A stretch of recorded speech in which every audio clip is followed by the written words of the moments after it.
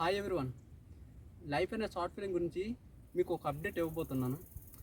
అది ఏంటంటే లైఫ్ అనే షార్ట్ ఫిలిం ఎలా పుట్టింది, లైఫ్ 2 ఎలా వచ్చింది, లైఫ్ 3 ఎందుకు తీద్దాం అనుకుంటున్నా.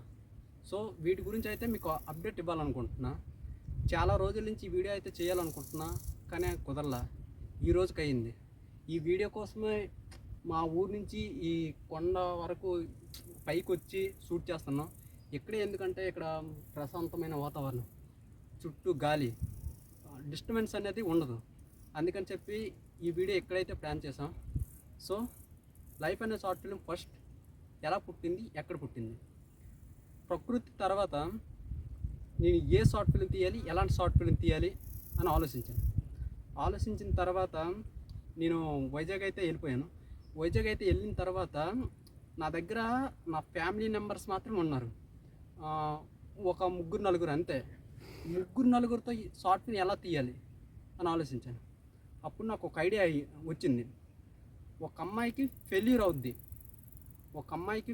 అవుద్ది. ఫెయిల్యూర్ అయిపోయిన తర్వాత ఆమె సూసైడ్ చేసుకోవాలనుకుంటుంది. ఇది చాలా సినిమాల్లో చూపించారు. సో నేను కొత్తగా చూపించాలనుకుంటున్నా.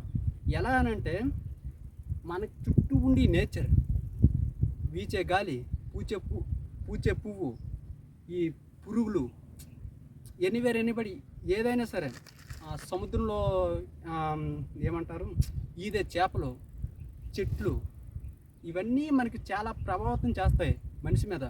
ఎలా అనంటే మనకు తెలియకుండానే మనని మోటివేట్ చేస్తాయి. వాటిని గుర్తించాలి అని ఒక ఐడియా వచ్చింది. ఇది నాకు చాలా బాగా నచ్చింది. నేను ఆ ఫిల్మ్ని షార్ట్కట్లో చూపించాలనుకున్నా. ఒక మనిషి లైఫ్ యొక్క విలువ, మనిషి యొక్క జీవితం మీద, అంటే దేవుడిచ్చిన లైఫ్ అర్ధంతరంగా ఆగిపోతే ఎవరికైనా బాధ అనిపిస్తుంది. చాలామంది తెలియక సూసైడ్ చేసుకుంటారు ఫెయిల్యూర్ అవగానే. సో నా దృష్టిలో అది చాలా తప్పు అనిపించింది. అందుకని చెప్పేసి నేను దాని గురించి ఒక మోటివేషన్ వీడియో ఎలా తీయాలి, ఒక మోటివేషన్ ఇవ్వాలి జనాలకి అని చెప్పేసి లైఫ్ అనే సాఫ్ట్వేర్ మొదలుపెట్టాను. స్టార్టింగ్లో ఫెయిల్యూర్ అవుద్ది, అది కామన్గానే ఉంటుంది. ఎప్పుడైతే స్లాబ్ పైకి వెళ్తుంది, ఆ అమ్మాయి దూకేద్దామని అనుకుంటుందో, అప్పుడు వచ్చే డైలాగ్స్ని నేను 3 days రాశాను. ఎలానంటే సముద్రం అలలకు చేపలు ఎదురెళ్ళి మరి వెళ్తాయి. ఎందుకంటే వాటికి జీవించడం మాత్రమే తెలుసు. వెనకొచ్చే అలలకే భయపెడితే అవి బతకలేవు. సో అలా అని చెప్పేసి కొన్ని లైన్స్ తీసుకొని ఆ డైలాగ్స్ రాశాను. అయిపోయింది. ఆ డైలాగ్ అంతా అయిపోయిన తర్వాత ఆ అమ్మాయి మోటివేట్ అయిపోద్ది. అంటే లైఫ్ అంటే ఇది, నేను ఎలాగైనా బతకగలను అని చెప్పేసి అయిపోద్ది. నేను అక్కడితో ఆపేయాల అంటే అక్కడితో అయిపోయింది. ఆ అమ్మాయి మారడంతోనే ఆ షార్ట్ ఫిల్మ్ అనేది అయిపోయిన తర్వాత నేను యాజ్ యూజువల్ అయిపోయింది కదా, ఇంక నెక్స్ట్ వేరేది కథ రాద్దామని చెప్పేసి అనుకుంటున్నా. అయిపోయిన తర్వాత నెక్స్ట్ డే నేను కంపెనీకి డ్యూటీకి వెళ్ళిన తర్వాత చాలామంది పార్ట్ టూ ఎప్పుడు అని అడుగుతున్నాను. ఇదేంటిది, ఆ అమ్మాయి మారడంతోనే కథ అయిపోయింది కదా అని అంటే నాకు అప్పుడు అర్థమైంది. చాలామంది అడుగుతుంటే ఓహో జనాలు ఎలా ఆలోచిస్తున్నారు, ఆ అమ్మాయి మారిన తర్వాత ఏం జరిగింది అని ఆలోచిస్తున్నారు. అప్పుడు నాకు అనిపించింది, ఓహో జనాలు ఇలా ఆలోచిస్తున్నారు కాబట్టి నేను పార్ట్ 2 రాయాలనుకున్నాను.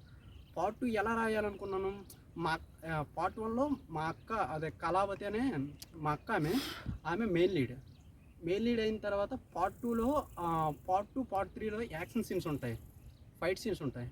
మా అక్క వచ్చి ఫైట్ చేయలేదు. సో నేను ఏం చేయాలి, కథనైతే అప్పుడు అందరూ అలా అనడం వల్ల నేను కథనైతే మార్చేసాను. పూర్తి మార్చేసి మా అక్క వైపు ఫైట్ సీన్స్ ఉన్నాయి. మా అక్కని అడిగితే ఫైట్ సీన్ చేయగలవు అని అంటే చేయలేనని చెప్పింది. సో నేను అప్పుడు ఏం చేశానంటే కథను డైవర్ట్ చేస్తాను.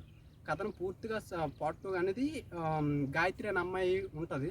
దాంట్లో పార్ట్ 1లో మోటివేషన్ ఇస్తుంది కదా, ఆ అమ్మాయి వైపు కథ మొత్తం మార్చేసి అయిపోయిన తర్వాత పార్ట్ 2ని తెరకెక్కించాను. సో పార్ట్ 3 అని వచ్చేసరికి ఫుల్ హెవీ యాక్షన్. ఎలా అనంటే పార్ట్ 3లో చాలా భయంకరమైన విలన్స్ ఉంటారు.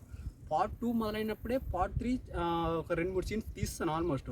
సో నా చేసిన బిగ్ మిస్టేక్ ఏంటంటే పార్ట్ 2లో నేను కంపెనీలో చేసే ఎంప్లాయీస్ని వాళ్ళని తీసుకోవడం నేను చేసిన big mistake. So sorry, big mistake అని ఎందుకు అంటున్నానంటే వాళ్ళ అందరిది ఒకే టైం డ్యూటీ. సో వాళ్ళు సూపర్వైజర్స్, సీనియర్స్, వాళ్ళని మనం సెలవు పెట్టమని అడగలేము. సో ఏం చేయాలో అర్థం కావట్లేదు. పార్ట్ 3 ఎలా చేయాలో కూడా అర్థం అవ్వట్లేదు. సో చూద్దాం పార్ట్ 3 ఉంటుందా లేదా అనేది ఒక క్వెషన్ మార్క్‌లా మిగిలిపోయింది. సో ఇది వచ్చేలోపు నేను వేరే కథని మీకు త్వరలోనే అప్డేట్ ఇస్తాను, వేరే కథకు సంబంధించింది. ఈ పార్ట్ 3 ఉంటుందా లేదా అనేది ఇప్పటికైతే సస్పెన్స్.